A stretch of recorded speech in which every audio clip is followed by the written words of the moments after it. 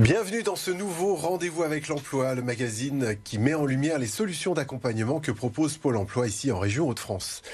L'apprentissage, tremplin vers l'emploi, c'est la thématique de ce jour. Et pour en parler, Bertrand Senam, vous êtes le directeur de l'agence Pôle emploi de Gravelines. Éric Boyer, vous êtes le directeur des ressources humaines de la centrale nucléaire de Gravelines. Et puis, vous n'êtes pas venu seul, Éric, puisque c'est Marie qu'on accueillera tout à l'heure, qui est apprentie à la centrale. Bertrand Senam, d'abord, on parle de quoi quand on parle d'apprentissage ici en région ?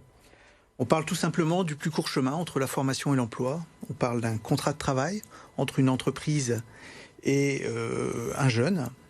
Et puis on parle aussi de périodes alternantes de formation et de périodes en entreprise. Donc pour résumer, c'est un emploi pour un jeune et c'est des compétences pour l'entreprise. C'est important ici en région Hauts-de-France, il y a quelques chiffres et vous nous direz aussi à qui ça s'adresse.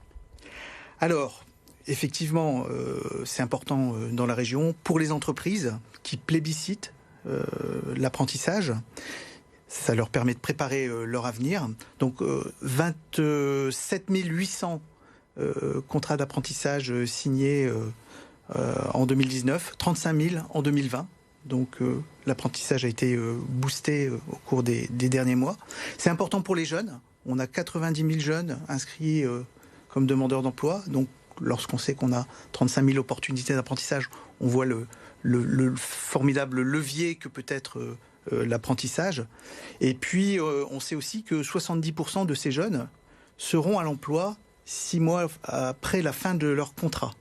Donc, ça pérennise l'emploi au niveau des jeunes. Ils se formeront même aussi à d'autres pour élargir la palette. Potentiellement, ils peuvent aussi re-signer un contrat d'apprentissage à l'issue du premier pour encore augmenter leurs compétences. Mais c'est important aussi pour la région parce que ça permet l'apprentissage d'ancrer les compétences sur les territoires et de contribuer au développement des entreprises et au développement économique du territoire. Oui, vraiment, c'est vraiment de la transmission aussi de savoir, typiquement. Ça s'adresse à qui ? Alors ça s'adresse à un public très large, des hommes, des femmes de moins de 30 ans, mais aussi des personnes sans critères d'âge en situation de handicap.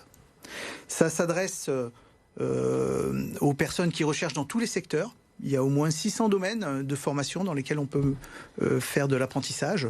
Donc tous les domaines. On va pas rentrer dans le détail. Pas uniquement l'artisanat. Voilà, tout à fait. Et comment Pôle emploi se mobilise pour en région ? C'est toute l'année, vous carrément, c'est toute l'année. Pôle emploi se mobilise toute l'année. Nous avons actuellement une focale particulière dans le cadre du plan de relance et du dispositif Un jeune, une solution. Nous mettons en place la deuxième semaine de l'apprentissage avec 17 partenaires. Et donc elle aura lieu du 19 au 23 avril. Donc 150 événements sur les Hauts-de-France seront portés par ces partenaires et par Pôle emploi.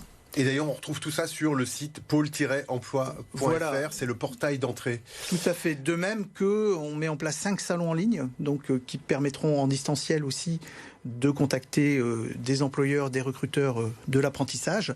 On a en permanence 400 offres d'emploi tous les mois sur des opportunités d'apprentissage, 2 fois plus que l'année dernière quand même. Et puis, on a des offres aussi sur le site gouvernemental Un jeune, une solution. Enfin, nous mettons en place des hashtags tous mobilisés. Et ce sont des actions sur chaque agence, au sein de chaque territoire, pour sensibiliser les publics aux métiers, aux opportunités d'apprentissage et mettre en place des job dating. Et je prendrai pour exemple celui qu'on mettra en place là tout prochainement, le 23 avril, avec nos partenaires d'EDF. Voilà, on va en parler tout de suite. Éric Boyer, vous êtes le directeur des ressources humaines. Le 23 avril, date importante, vous avez des besoins, mais d'abord, présentation brève de la centrale. Très rapidement, la centrale nucléaire de Gravelines, ça fait partie du groupe EDF. C'est la plus grande centrale nucléaire de France. On a produit, pour donner un chiffre, 33 milliards de kilowattheures en 2020. C'est milliards, ouais. 33 milliards. Quoi, Ça représente la consommation électrique du Nord et du Pas-de-Calais et quasiment les 3/4 de la consommation des Hauts-de-France. Voilà.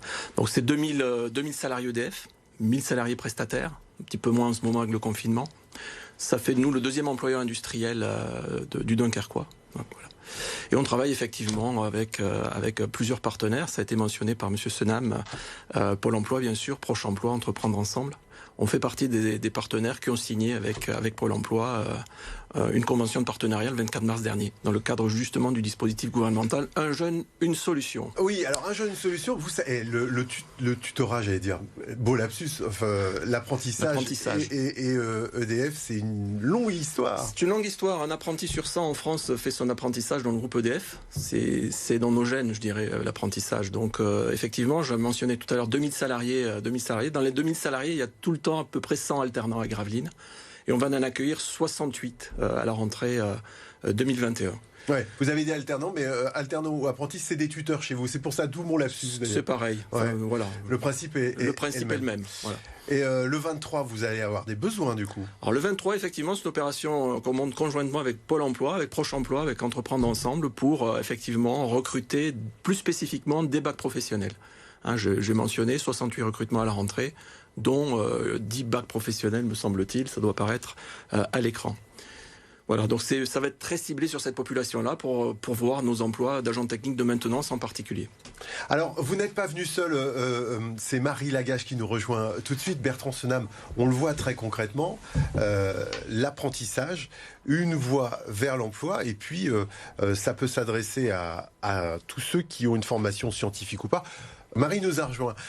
Marie, vous avez 20 ans ? Oui, c'est ça, j'ai 20 ans. C'est quoi le parcours ? Comment vous avez atterri à la centrale ? J'ai passé un bac technologique STL, donc sciences technologies de laboratoire au lycée Blaise Pascal de Longnes. Et j'ai ensuite fait un BTS SIRA, donc contrôle industriel et régulation automatique, aussi au lycée Blaise Pascal de Longnes, parce que c'était un parcours qui était dans la continuité du bac STL. Il y a des enseignements qui sont complémentaires en BTS SIRA par rapport au au bac STL, pardon. Vous vouliez de l'action, Marie, vous ? Oui, c'est ça. Et sur le terrain touché. Ouais, mais alors, pourquoi la centrale ?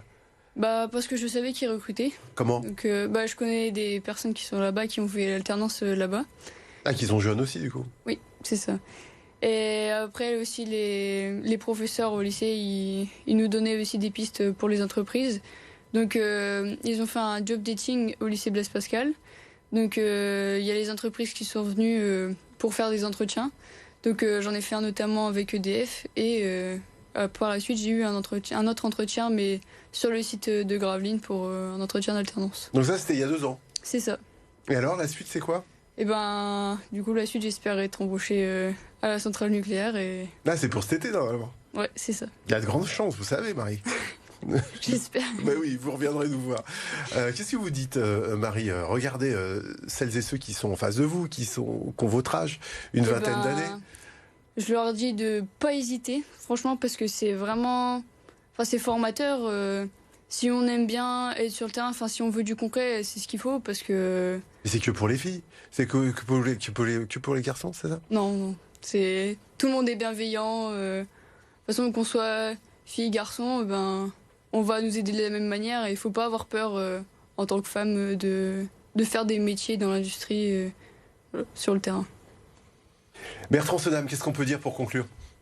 Que les opportunités sont là, qu'elles sont largement diffusées et qu'il ne faut pas hésiter à participer à les différents événements en présentiel ou en distanciel portés par Pôle emploi et ses partenaires. Merci beaucoup à vous trois. Merci à vous de nous avoir suivis. Pour en savoir plus, rendez-vous sur pôle-emploi.fr. Quant à nous, on se retrouve très très prochainement pour un nouveau rendez-vous avec l'emploi. D'ici là, portez-vous bien et formez-vous bien.